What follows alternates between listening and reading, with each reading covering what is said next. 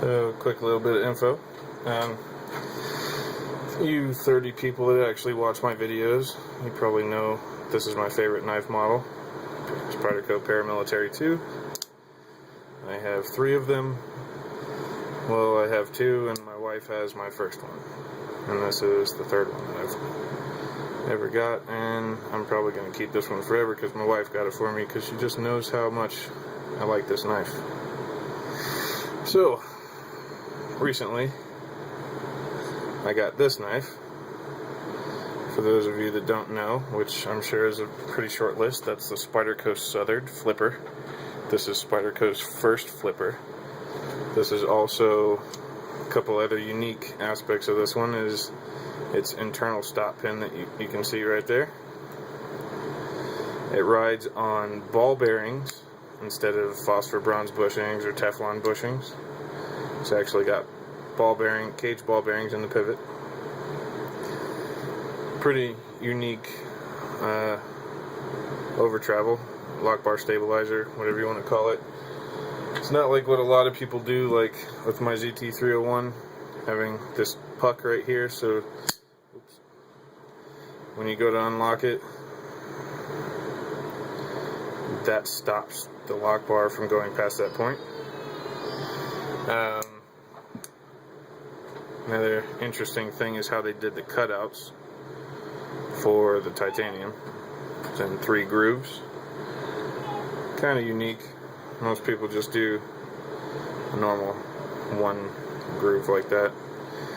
But there's some pretty unique aspects of this knife. It is in CTS 204P. It's made in Taichung, Taiwan factory with this beautiful stonewash. And this beautiful stonewash on the lock has skeletonized liner that you can see there. Both the lock side and the titanium liner, or both the lock side and the liner are titanium. This is a flow through with standoffs, stainless pocket clip, G10 side, and that's the same G10 for the lock bar stabilizer. So I'm sure everyone's pretty aware of that. But Spyderco came out with another flipper just this past Friday. Today's Wednesday, and I just got mine. This is the Spyderco Domino. And these 2 knives, the Southern and the Domino, are very, very, very similar. They don't look the same in any manner. They both use, well, similarities first. They both use CTS steel, Carpenter steel, 204P, XHP. They both are flippers. They both have titanium frame locks. They both have a titanium liner on the opposite side with a display scale. And they're both made in Taichung, Taiwan. That's kind of where the similarities end. They both have this internal stop pin that you can see there. They both run on bearings. I'm pretty sure that's all the similarities that I was thinking of. But one big difference, there's no steel insert in this one. The lock bar is solid titanium. It is heat treated. You can see that the tang of the blade is actually being polished right there where the lock bar is engaging. You can kind of see a little square that it's polishing into it. It is hardened, the lock bar on the Southern, but it's not a steel insert like this one is. I don't really have a preference on steel inserts. This has not moved since I've owned it, and I've had it for probably 2 years. The lock has not moved. This one is carbidized, it seems like. This one is also making small marks on the blade tang, you can see right there. And it is not sticky at all. It works perfectly. Now, this knife out of box flipped much better than this one out of box. This one required quite a bit more of a break-in period. Now, I've had this knife for a total of 2.5 hours now, and I've probably flipped it 1,000 times maybe. That's really not that much of an exaggeration, if it is an exaggeration at all. Now, my southern here is perfectly broken. Make sure I don't have anything in the way. I'm probably going to hit my camera stand. I'll just do it this way. That's with no effort, no wrist action, just pulling it back. And it opens perfect every time. Didn't do that when I first got it because, as you can see, the blade is on the detent ball right now and then falls off like that. Now it's touching the lock bar, and it wasn't very smooth. The lock bar wasn't when it was touching the blade right here. So this little bit of grit until it locks like that caused it to slow down quite a bit. The Domino, having the steel lock bar insert, which, by the way, is also, you can see that little piece of steel kind of coming underneath the rest of the scale. That's part of the lock bar insert. If it's focused, there we go. And that also serves as a hidden over travel stop, which I think is pretty amazing. One piece serving two functions.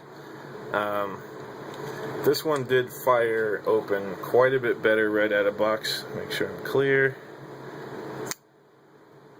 Opens with quite a bit more authority. Now, take into account blade thickness. It's a drastic difference.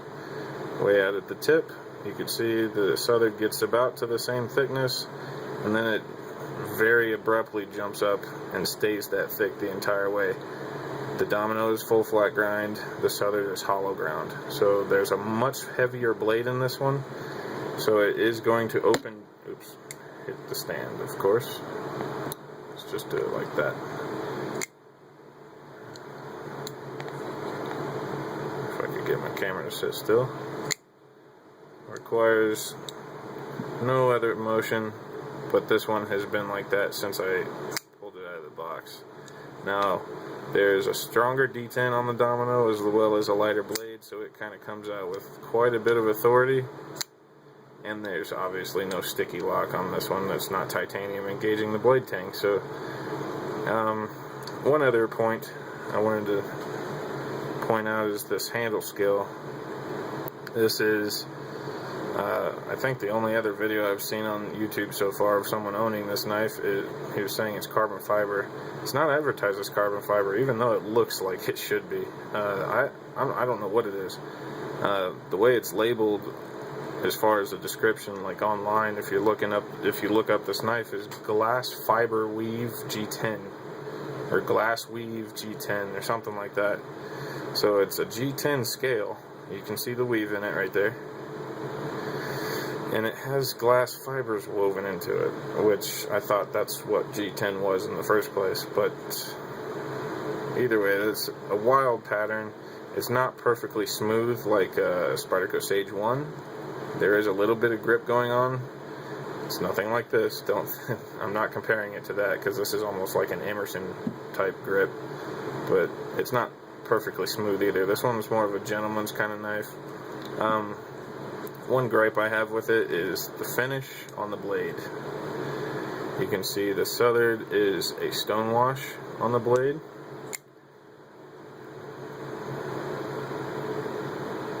Very beautiful stonewash. All these corners, all these edges are perfectly rounded off.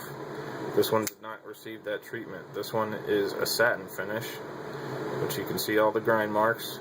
It's a very sharp edge inside of the spider hole, and it's a very sharp edge on the spine. What the fuck was that? I don't know what that was.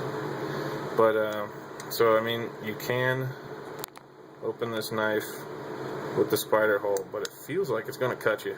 It really does. Whereas this one, you can't really get to the spider hole that great. I mean, I can still open it with the spider hole just fine, but it's kind of occluded by the scale and the way it's cut out. This one doesn't have that issue. It's pretty open. Not quite as open as the Para 2, but it's very accessible, very easy to flick open. But if you want to open it slow, it feels like it's going to cut your thumb. So, something to think about. As far as cosmetics, I can't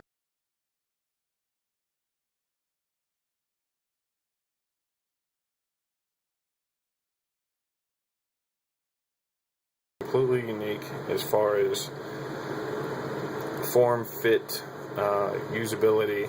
I think the blade shape on this other is kind of wacky, but it's incredibly useful.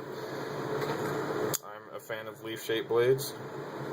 This one has the belly of both of these and a little bit better blade shape in general, I think. This one kind of reminds me of the Sage blade shape. Super leaf kind of, well, not super leaf the knife, but it's a super leaf blade kind of shape is what I was trying to say. But either way, as far as I know, I heard that when I got the email from Blade HQs, which is where I got this knife, they had like 39 of them or something available, and I just so happen to really be a fan of it, and I was thinking I might use the crap out of it, so I wanted one in my collection anyway. So I kind of freaked out and spent way too much money.